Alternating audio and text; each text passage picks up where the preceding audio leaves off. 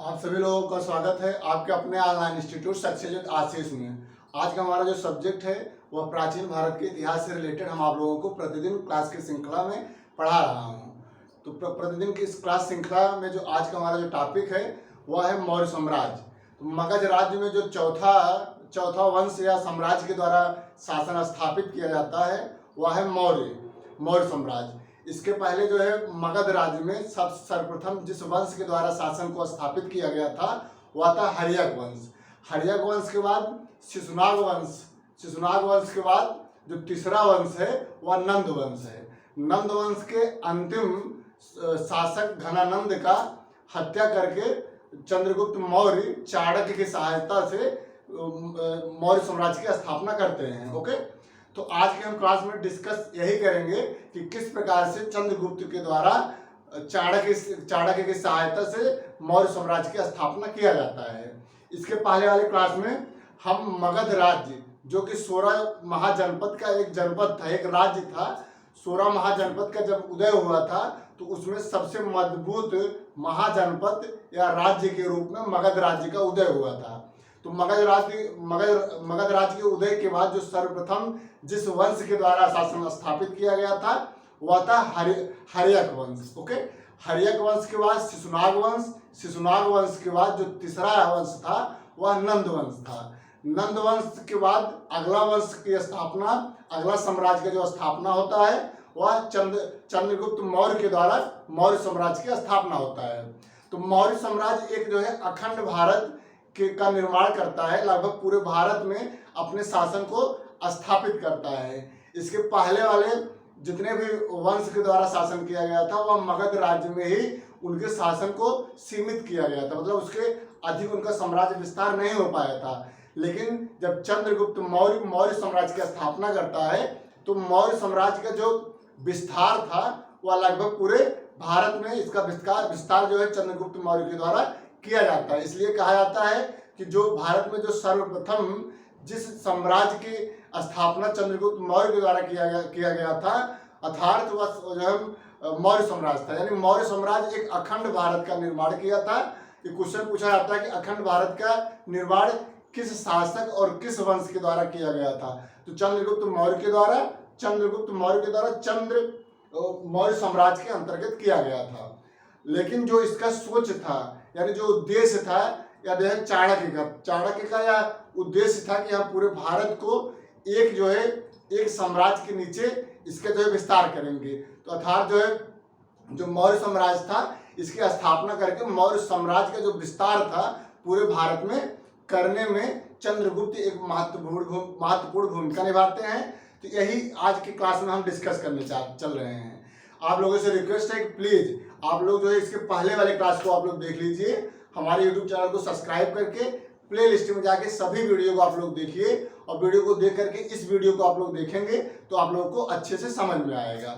Okay, तो चलिए आज क्लास हम प्रारंभ करने जा रहे हैं। एक बार पुनः आप सभी का आज की क्लास में हम स्वागत करते हैं और आज की क्लास हम प्रारंभ करने जा रहे हैं। ओके, आज का जो हमारा क्लास है क्लास 17 है। क्लास 17 में हम डिस्कस करेंगे मौर्य साम्राज्य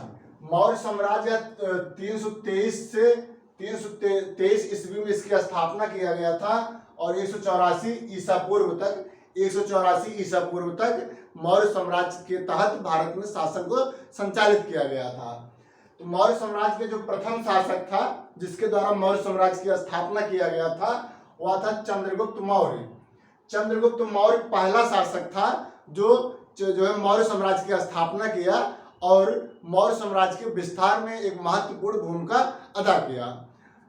इसके बाद जो है चंद्रगुप्त मौर्य जो है 323 ईसा पूर्व में अपने शासन को स्थापित किए थे और 298 ईसा पूर्व तक ये अपने शासन को संचालित किए थे। ओके, इनके गुरु चंद्रगुप्त मौर्य के जो गुरु थे वह चाणक्य थे। चाणक्य के सहायता से ही चंद्रगुप्त मौर्य 25 साल की उम्र में जो है मौर्य साम्राज्य की स्थापना किए थे और सम्राट के रूप में अपने आप को स्थापित करके भारत में शासन को संचालित किए थे। तो इनके गुरु चाणक्य की जो है महत्वपूर्ण भूमिका थी जो है चंद्रगुप्त मौर्य को एक सम्राट के रूप में स्थापित करने के लिए। ओके, अंतिम नंदवंश शासक घनानंद, जो नंदवंश का शासक था, अंतिम शासक वह था घनानंद। घनानंद की हत्या करके चंद्रगुप्त मौर्य के द्वारा मौर्य साम्राज्य की स्थापना किया जाता है। 25 वर्ष की आयु में ये जो है शासक बन जाते हैं चंद्रगुप्त मौर्य। मौर्य साम्राज्य की स्थापना किया और ब्राह्मण साहित्य, जो ब्राह्मण साहित्य है वह चंद्रगुप्त मौर्य को एक शूद्र के रूप में मानता है, यानी कि इनका जो जाति थी वह शूद्र के रूप में इनको चिन्हित करता है। कौन? ब्राह्मण जो साहित्य है।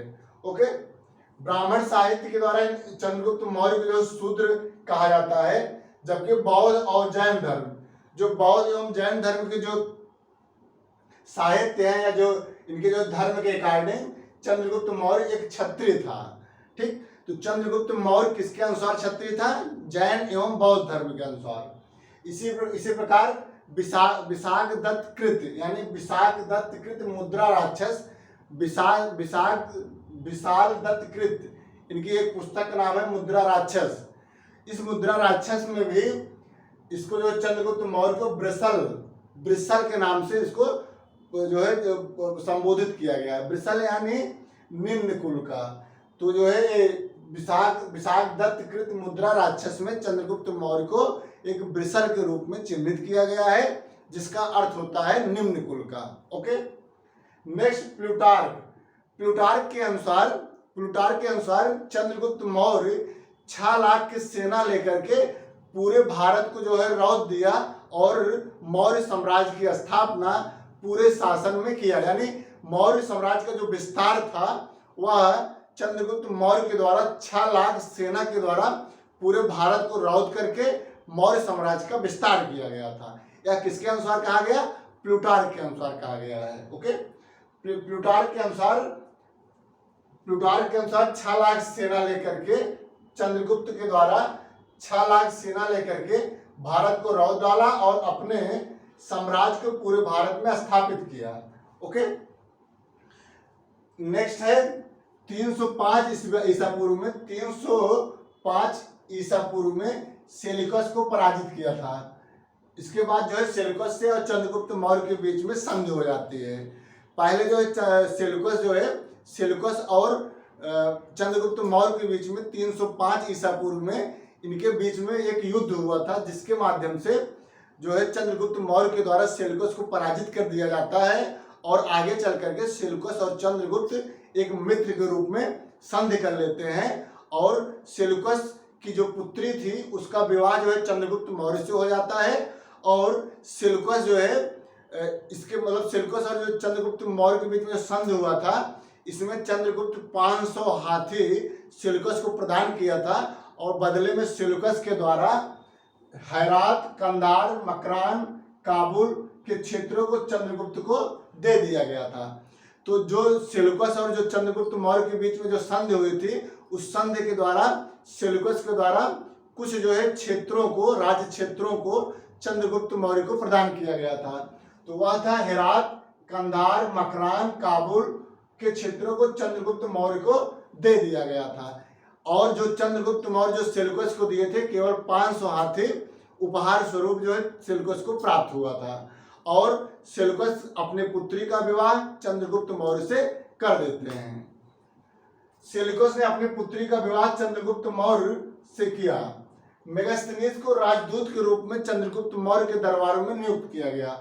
सेल्यूकस का जो दूत था, राजदूत था, वह था उसका नाम था मेगास्थनीज जो सेल्यूकस का राजदूत था जो चंद्रगुप्त मौर्य के दरबार में नियुक्त किया गया था। तो एग्जाम में क्वेश्चन पूछा जाता है कि मेगास्थनीज किसके द्वारा भेजा गया था चंद्रगुप्त मौर्य के दरबार में? तो सेल्यूकस का राजदूत था जो चंद्रगुप्त मौर्य के दरबार में भेजा गया था। जैन मुनि भद्रबाहु से जैन धर्म की दीक्षा ली।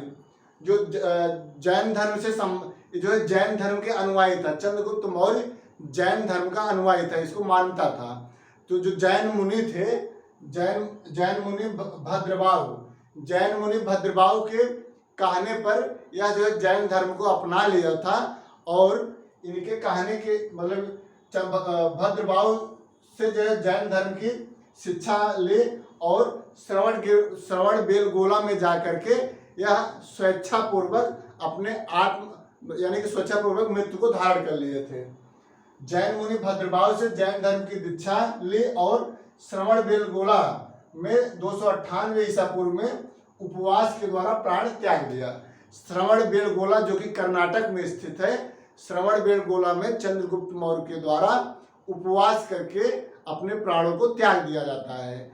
इसी को जो है संलेखना कहते हैं। संलेखना क्या होता है? संलेखना होता है कि स्वेच्छापूर्वक बिना जल अन्न ग्रहण किए बिना अपने प्राण को त्याग देना, इसी को जो है संलेखना जैन धर्म में कहा जाता है।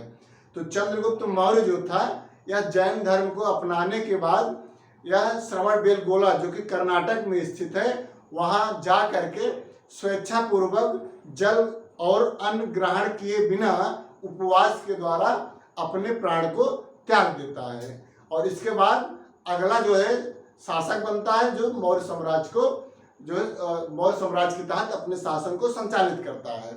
ओके, तो जैन मुनि भद्रभाव से जैन धर्म की दीक्षा ली और श्रवणबेलगोला में 298 ईसा पूर्व में उपवास के द्वारा प्राण त्याग दिया, जिसे संलेखना कहा जाता है।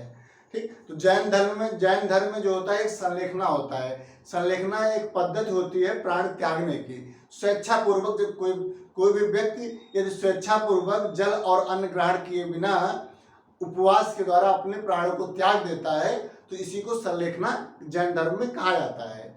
तो जो मौर्य साम्राज्य का जो प्रथम शासक था, वह जैन धर्म का अनुयायी था और जैन धर्म की शिक्षा प्राप्त करने के बाद वह अपने श्रवणबेलगोला में जाकर के अपने प्राणों को संलेखना विधि के माध्यम से अपने प्राणों का त्याग कर देता है। और इसके बाद मौर्य साम्राज्य के जो अगला शासक होता है, वह अपने शासन को संचालित करता है।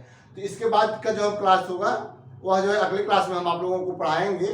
जो अगला शासक चंद्रगुप्त मौर्य के बाद जो अगला शासक मौर्य साम्राज्य के तहत अपने शासन को संचालित करता है, इसको हम अगले क्लास में डिस्कस करेंगे। आज क्लास में इतना ही।